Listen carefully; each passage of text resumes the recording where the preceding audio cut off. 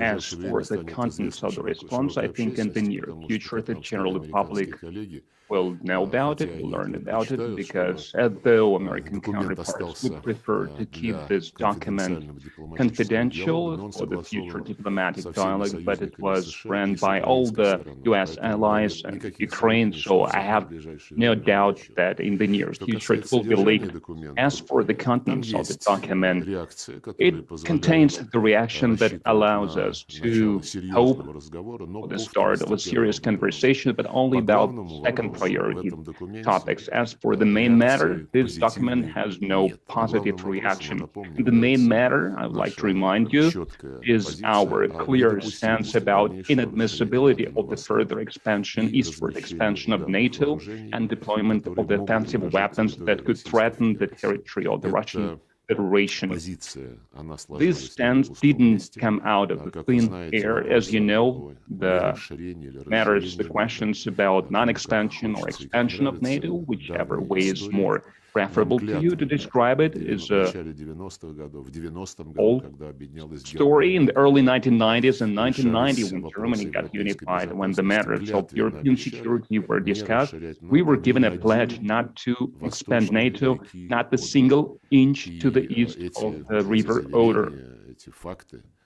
And these facts, they are well known. They are described in a lot of memoirs of the officials from the UK, from the US, and from Germany.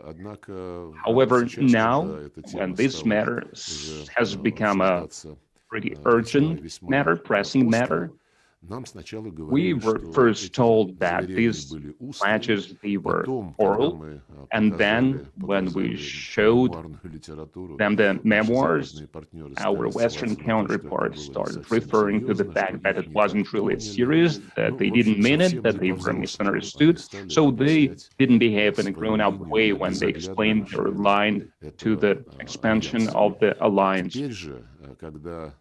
And now, when we show them not some oral promises they made, but documents, actual documents and writing that were signed by the leaders of all the countries, members of the OSCE, including presidents of the United States, what I mean with the Istanbul Summit Declaration of 1999 and Astana Declaration of 2010, our Western counterparts now have to extricate themselves from a more serious situation. What I mean is the following. In both documents,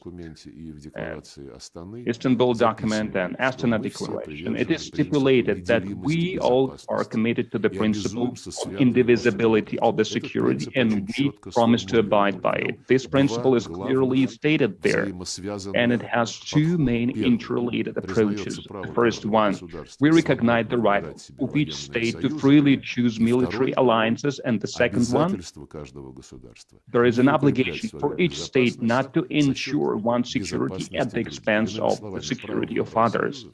In other words, the right to choose alliances is clearly conditioned by the need to consider the security interests of any other OSCE state, including, obviously, the Russian Federation.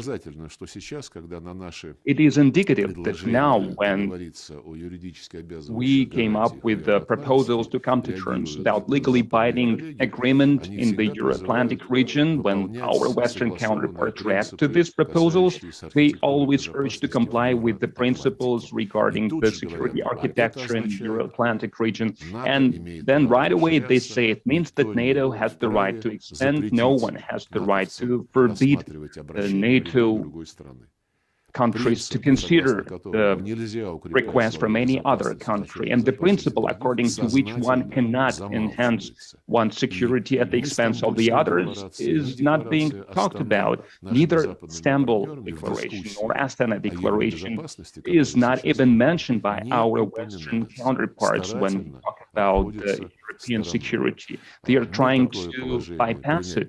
We cannot accept such state of things.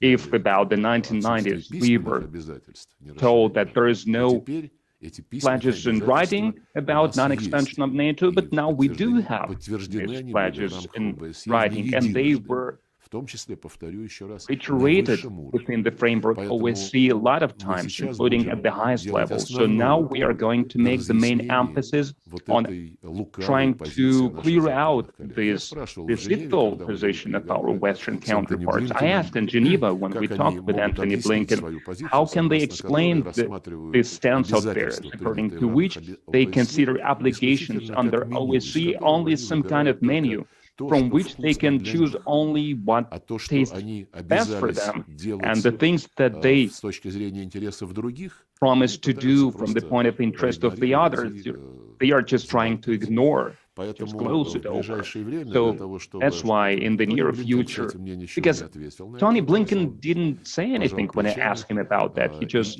shrugged his shoulders and that was it. But I warned him, and as I warned our other counterparts, that in the near future, we are going to send them an official query with the demand to explain why they take from their own obligations that they assumed only one item, and the conditions, the terms under which this item, their favorite item, they are trying to ignore these terms. And it is going to be an official query to all the countries whose leaders signed the Istanbul Declaration and the Declaration of Astana. And I hope that in this case, it won't take a lot of time for them to explain why West is taking this particular stance. As for the rest, like I said, we are now studying the response that we got from the Americans, and like as Blinken stated, it was endorsed with the Ukrainians and other Western countries, with the US allies. And at the same time, we have also received, as you know, the response from North Atlantic Treaty Organization, from Stoltenberg. We consider these two documents together, considering that they are a reaction to the draft treaties, draft agreements that were published by us in December. And after we will agree this response with each other, we will report to the president, and then the president will make a decision about our next steps.